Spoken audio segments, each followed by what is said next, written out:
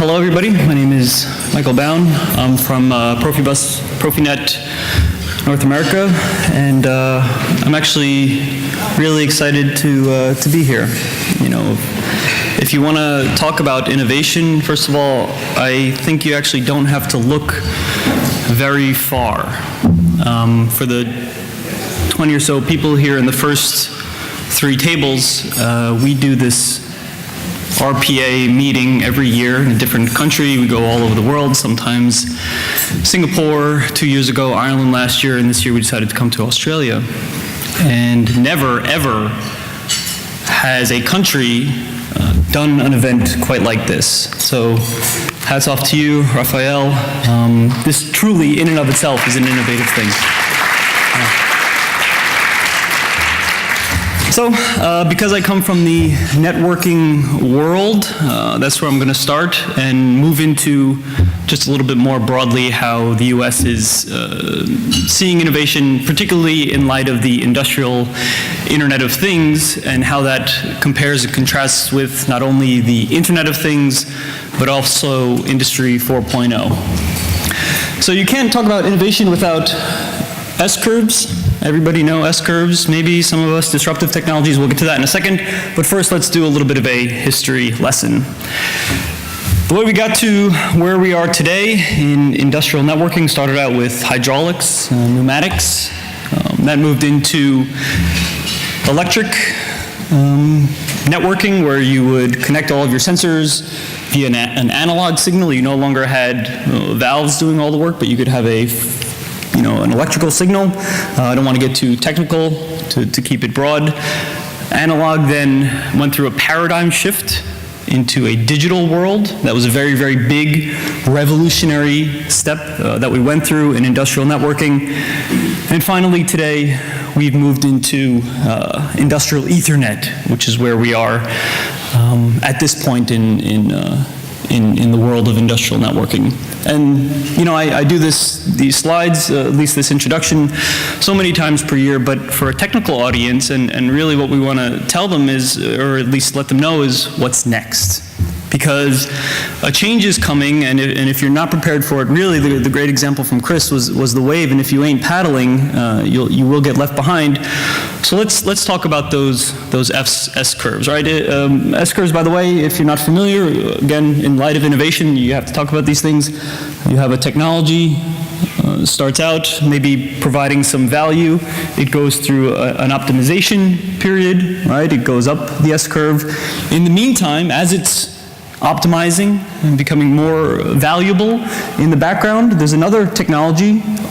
You may not know it. It's behind the scenes. Doesn't at first create the same amount of value as the other curve, and then eventually that one takes off, and you have to be that one because that's the one that's eventually going to become really the way to do business. So these are the S-curves for industrial networking, first with hydraulic pneumatics, then analog signals, digital field buses, industrial Ethernet, and this is where we are today. So we are on the cusp of the upswing on the S-curve. And really, you know, the jump from pneumatics to analog and from analog to digital were really big paradigm shifts. But from digital field buses to industrial Ethernet, not so much.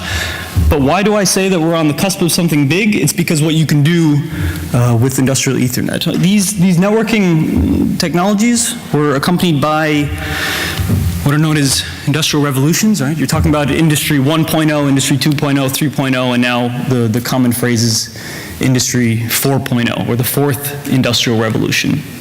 These evolutions, these revolutions have coincided.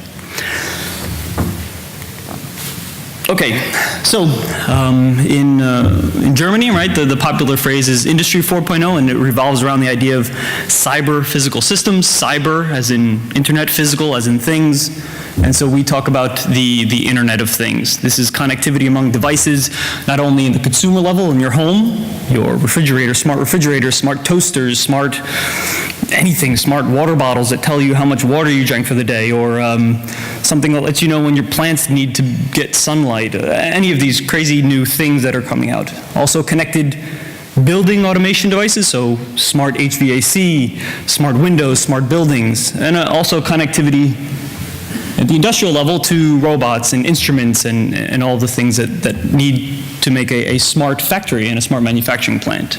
So that's the Internet of Things.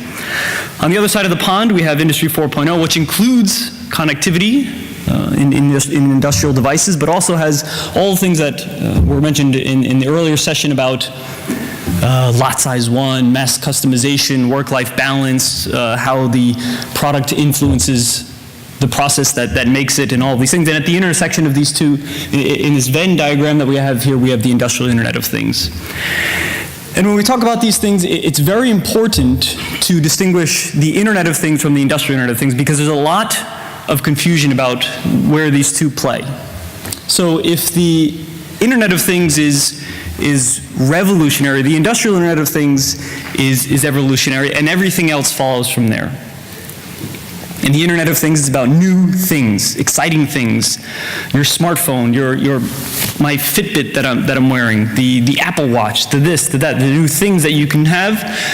Whereas in the industrial Internet of Things, it's about the data, and that is key.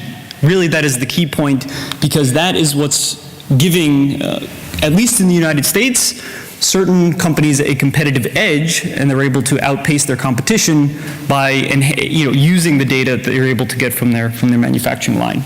So in the Internet of Things, there's ad hoc connectivity. You're going to connect your smart home in a way that whatever you can, whereas in industrial Internet of Things, it's a structured connectivity, again, because networking has been going on for a long time in manufacturing.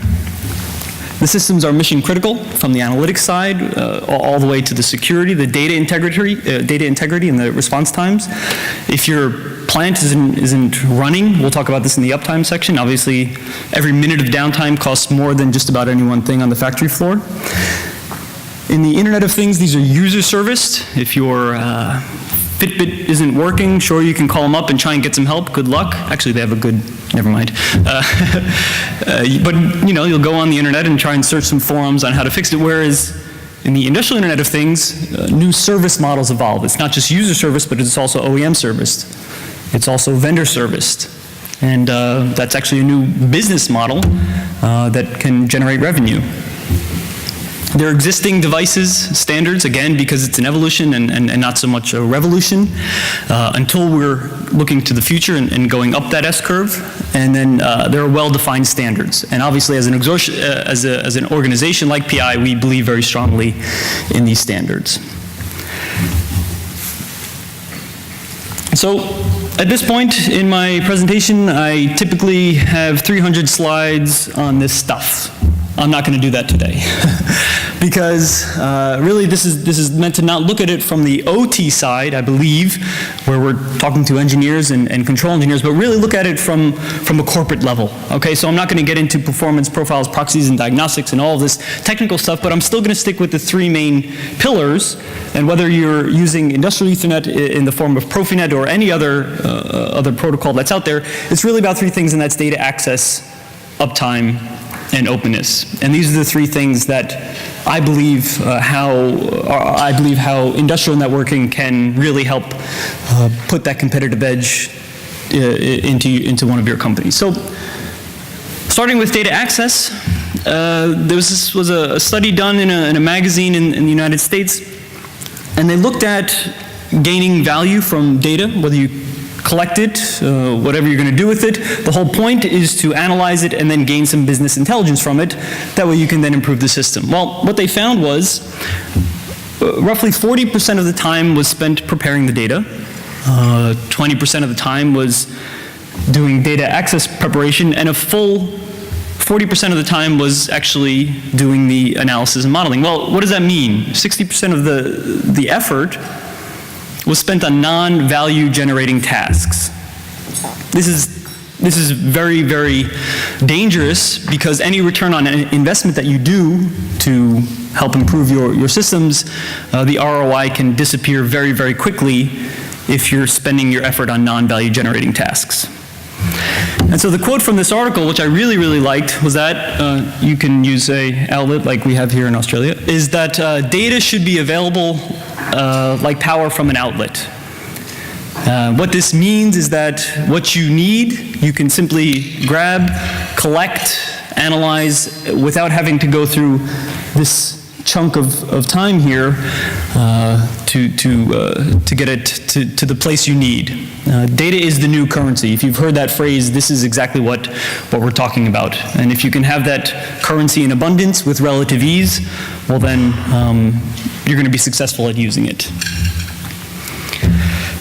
If you were, if you're here in the morning, you saw this slide already. It relates to uptime and predictive maintenance. Now, in terms of innovation, uptime in itself is not a very, let's say, sexy topic, right? It's just about keeping your plant running, except when you talk about it in the perspective, again, I don't need to go through it because you probably saw this already, but predictive maintenance and new service models that come out of it, not just selling the machine or selling the turbine, but actually selling the uptime of the machine.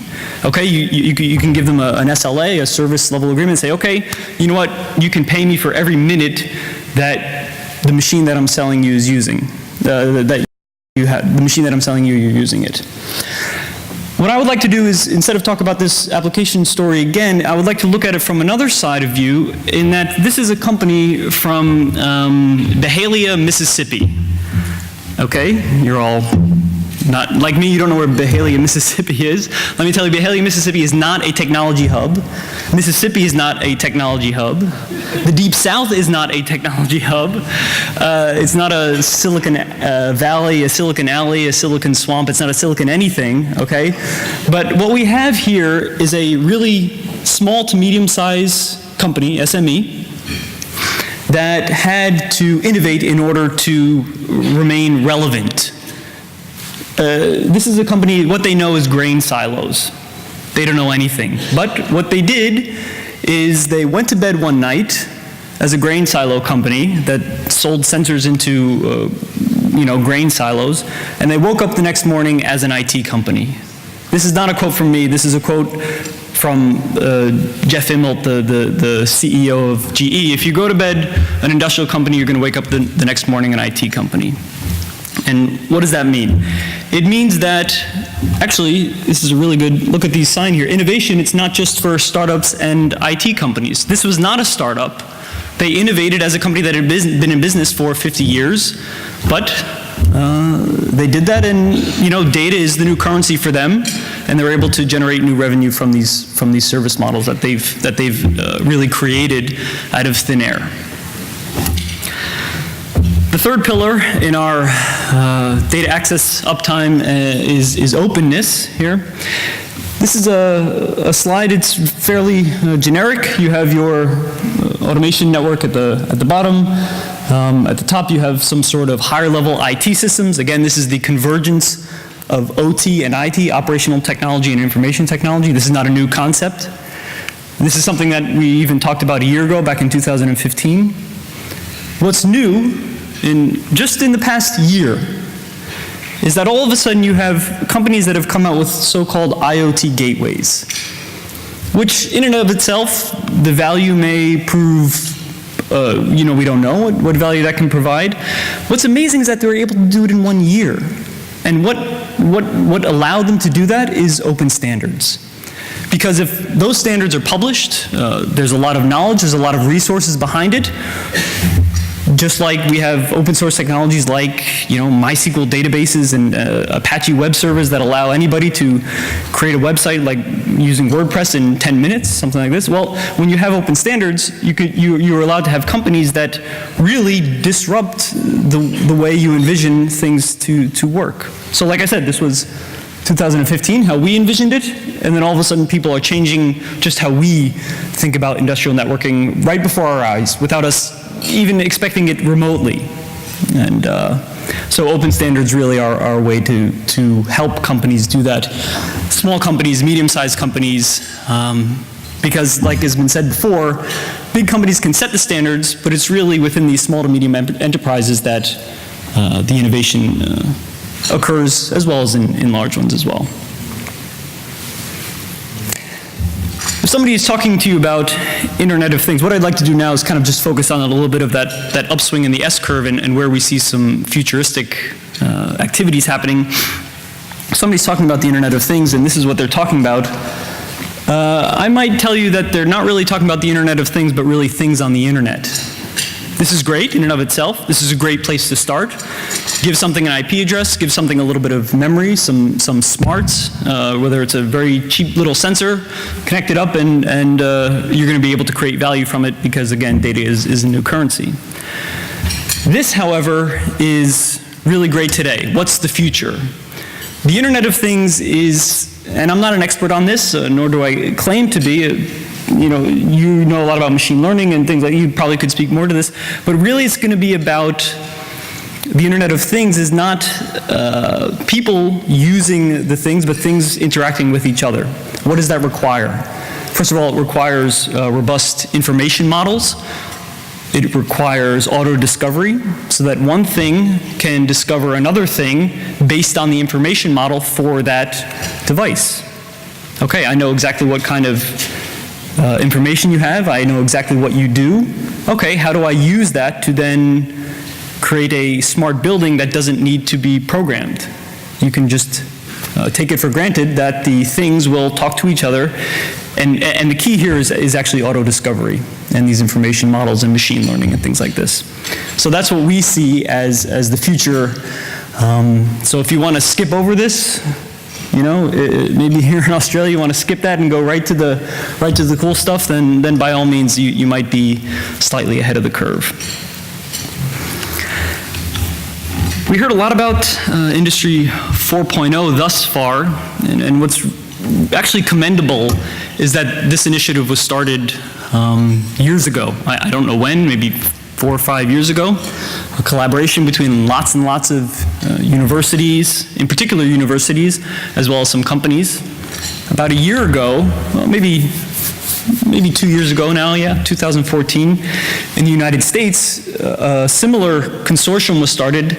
Again, if you think about the Venn diagram, right, the Industry 4.0 contains a lot of things, including industrial internet. In the US, the Industrial Internet Consortium was started. And, I'm thinking back to Ms. Connolly's slide where they have the popularity of consortia in different countries, and then there's this, Australia's at the end. I actually didn't even see the United States on there. Consortia are not typically a popular thing. Companies try and do it on their own and very selfish and innovate themselves. But this Industrial Internet Consortium really has picked up steam. And so as a result, they've created their own similar architecture.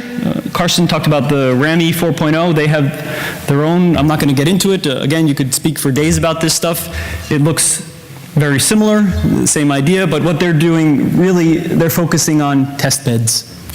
So what they have is a bunch of companies get together, and instead of picking standards, they're looking for gaps in standards. Say, okay, if we want to be able to have a smart factory, let's say, okay, we have this, and this. Oh, wait, there's a gap here in the standards. Let's recommend one or find one that can be used to accomplish this task. And okay, now we have a test bed for a smart factory. Anybody can use this model in their production, and then small to medium enterprises benefit from it. The other difference is that if the Industry 4.0 initiative is a top-down approach, this is a bottom-up approach. Because it was not started by some government initiative, this is really growing out of a need that people are seeing, or at least a need that's being perceived that people want to join a part of. And so what I'm going to do now is quickly close with some statistics. This was from a survey that McKinsey did. They had done one back in 2015, and then they updated again early this year. And what they asked was, what companies in different countries are actively engaged in industry consortia? Well, again, because Industry 4.0 had been around for some years at this point, not typically popular, where in the US, quite popular.